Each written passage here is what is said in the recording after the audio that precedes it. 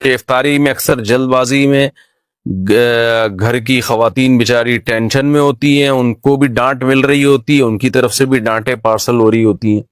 بہرحال جی، افطاری میں کیا کھانا سنت ہے؟ کھجور۔ نبی صلی اللہ علیہ وسلم اس سے روزہ افطار کیا کرتے تھے اور اس کی ترغیب بھی دی آپ صلی اللہ علیہ وسلم نے۔ اور کھجور میں کاربوہائیڈریٹ ہوتا ہے بہت زیادہ۔ ہم جب ہمارا شوگر لیول اتنا ڈاؤن ہوتا ہے اور کمزوری ہو جاتی ہے روزے کے جو اینڈ میں، تو پھر ایسی صورت میں ہمیں کھجور جیسی ہی کوئی چیز لینی چاہیے۔ ہم لوگ کیا کر رہے ہوتے ہیں؟ شربتیں پی رہے ہوتے ہیں چینی کے، اس میں کاربوہائیڈریٹ تو ہوتا ہے اور وہ شوگر لیول ڈھا کر کے اوپر چلا جاتا ہے ہمارا، اور پھر دماغ ٹون ہونا شروع ہو جاتا ہے مغرب کے بعد سے، غنودگی بجائے فریشنس کے اور بیکار لائف ہو جاتی ہے، اور پھر تراویحوں میں لوگ کیسے اونگ رہے ہوتے ہیں۔ تو میٹھا نہیں کھانا چاہیے افطاری میں، جو بہت زیادہ لوگ میٹھا پھوڑ رہے ہیں۔ میڈیکل سائنس کی باتیں کر رہا ہوں، اسلام کی بات نہیں کر رہا میں، ایک ظاہر اپنا تجربہ شیئر کر دینا چاہیے۔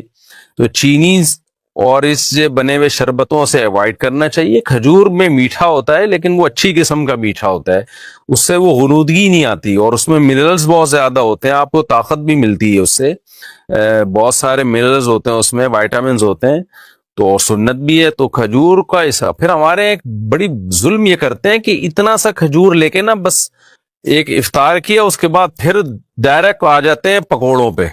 تو کھجور تمیز سے کھا لو بھائی، ذرا اچھی طرح کھا لو، اس میں کیا جا رہا ہے آپ کا؟ اتنا مزیدار غذا ہے اور سکون بھی ملتا ہے، راحت بھی ملتی ہے، طاقت بھی آتی ہے۔ پھر اس کے بعد آپ تھوڑی بہت جو گنجائش رہ جائے گی وہ پکوڑے سموسے پھوڑ پھاڑ لینا۔ تو کھجور کے ساتھ بہت نفرت ہے۔ نبی صلی اللہ علیہ وسلم نے فرمایا جس گھر میں کھجور نہیں ہے نا فَأَهْلُهُ جِيَاعٌ، وہ گھر والے بھوکے ہیں۔ تو اس لیے عرب میں ہمیشہ وہ اپنے فریج میں لازمی کھجور رکھتے ہیں، بلکہ کھجور کو تو فریج میں رکھنے کی بھی ضرورت نہیں ہے، باہر بھی رکھ دیں تو بھی ٹھیک رہتی ہے وہ۔ تو اس لیے کھجوروں کا استعمال گھروں میں ڈالیں، بچوں کو یہ آرٹیفیشل میٹھے سے بچا کے ان چیزوں پہ لے کر آئیں۔ باقی سحری میں کیا کھانا چاہیے؟ سحری میں بھی کھجور کھا لیں، پھل کھا لیں، کچھ بھی کھا لیں، ڈاکٹر بتائے گا آپ کو، میں کیا بتاؤں گا آپ کو بھائی کیا کھائیں۔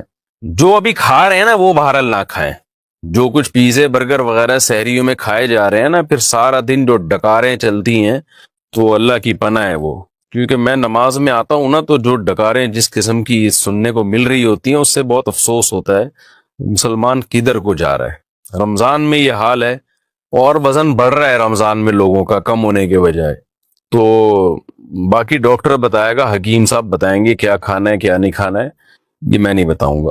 دیکھیں، دو طرح سے روزہ ٹوٹتا ہے، ایک ہوتا ہے بھولے سے ٹوٹ جانا، اس سے تو ٹوٹتا ہی نہیں ہے، آپ کو یاد نہیں تھا آپ کا روزہ ہے، آپ نے کھا لیا پی لیا، بعد میں یاد آیا اڑے بھائی آج تو میرا روزہ تھا، اس سے کچھ نہیں ہوتا، نہ روزہ ٹوٹا، نہ کفارہ، نہ قضا، کچھ بھی نہیں، بلکہ پورا روزہ کمپلیٹ ہو گیا، آپ کا ثواب پورا پورا ملے گا۔ حدیث میں آتا ہے، اس صراحتاً نہیں حدیث میں۔ لیکن ایک ہوتا ہے غلطی سے ٹوٹ جانا، غلطی کا مطلب یہ ہوتا ہے کہ مسٹیک ہو گئی آپ سے، یعنی آپ کلی کر رہے تھے، ایک دم غلطی سے پانی حلق میں چلا گیا، تو آپ کے نہ چاہتے ہوئے حلق میں اتر گیا پانی، تو روزہ تو ٹوٹ جائے گا، اس لیے کہ بھولے سے تھوڑی ہوا ہے، تو روزہ تو ٹوٹ جائے گا۔ لیکن غلطی سے جب روزہ ٹوٹتا ہے تو کفارہ لازم نہیں ہوتا، صرف قضا لازم ہوتی ہے، لیکن اس روزے کو کنٹینیو کرنا پڑتا ہے، یعنی کھانا پینا کی اجازت آپ کو نہیں ہوتی۔ تو اسی طرح اللہ کی طرف سے کسی کے ساتھ ایسا معاملہ ہوا کہ روزہ ٹوٹ گیا، مثال کے طور پر منہ بھر کے الٹی ہوئی اور نہ چاہتے ہوئے بھی پیٹ میں دوبارہ واپس چلی گئی، تو اس سے روزہ ٹوٹ جائے گا، تو یہ بھی غلطی سے ٹوٹنا کہلائے گا۔ تو اس صورت میں بھی آپ کو قضا کرنی پڑے گی، کفارہ نہیں ہوگا، لیکن کھانا پینا آپ کے لیے پھر بھی ٹھیک نہیں ہوگا، اس کو روزے داروں کی طرح آپ پر رہنا